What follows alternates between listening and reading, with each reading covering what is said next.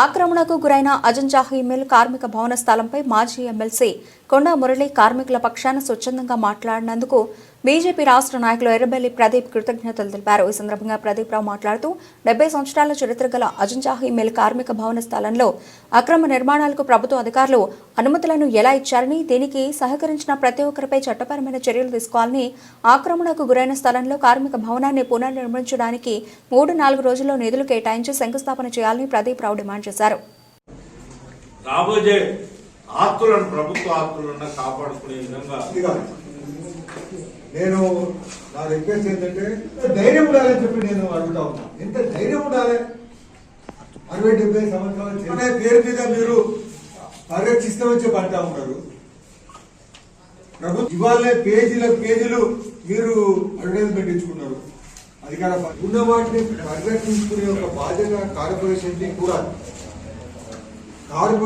కూడా ప్రభుత్వ స్థలాలనే కాపాడుకోలేకపోతే ప్రభుత్వంలో ఉన్న అధికారులు ఈ విషయాన్ని గమనించాలి.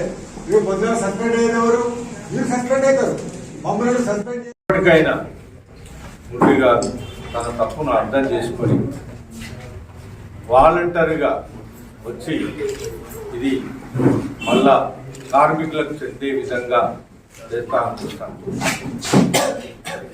అంత మాత్రాన్నే అయిపోతుంది. కానీ ఇమీడియట్లీ తన స్పందన మళ్ళీ ఎంబడే రేపే రాష్ట్ర ప్రభుత్వంలో మంత్రిగా ఉన్నారు. వాళ్ళతోని కార్మిక భవనానికి అదే ల్యాండ్లా నిధులు పెట్టి శాంక్షన్ చేసి కొబ్బరికాయ కొడితే అప్పుడు పూర్తిగా మేము కూడా నమ్ముతామని తెలియజేస్తూ, ఎందుకంటే దాని మీద నాయకులంతా గోల్మాల్ చేసి ఒక కార్మికుల భవనం అనే సంగతి ఇక్కడ ప్రతి ఒక్క పిల్లలకు తెలుసు. అయినా దాని రిజిస్ట్రేషన్ జరగటం, కొటేషన్ జరగటం, దానికి పర్మిషన్ రావటం, ఇవన్నీ పెద్దల సహకారం లేకుండా కావు. వాటన్నిటినీ తొందరలో రేపే రద్దు చేసి, మీకు నిజంగా పశ్చాత్తాపం ఉంటే అవన్నీ రద్దు చేసి వాటిని కూడా వస్త్ర వ్యాపారంతో కూడా ఒక స్టేట్మెంట్ ఇప్పియండి. ఇప్పించి మీరు దాని కార్మిక భవనాలు కార్మికులు ఎంజాయ్ మిల్లు పోయింది, మిల్లులో ఉన్న సభ్యుల సంఖ్య తగ్గుతాను. అయినా అది కార్మికులు అందరికి ఎన్నో రూపకాయన కార్మికులు ఉన్నారు. ఆటో కార్మికులు ఉన్నారు, ఆ పక్కనే వేరే కార్మికులు ఉన్నారు.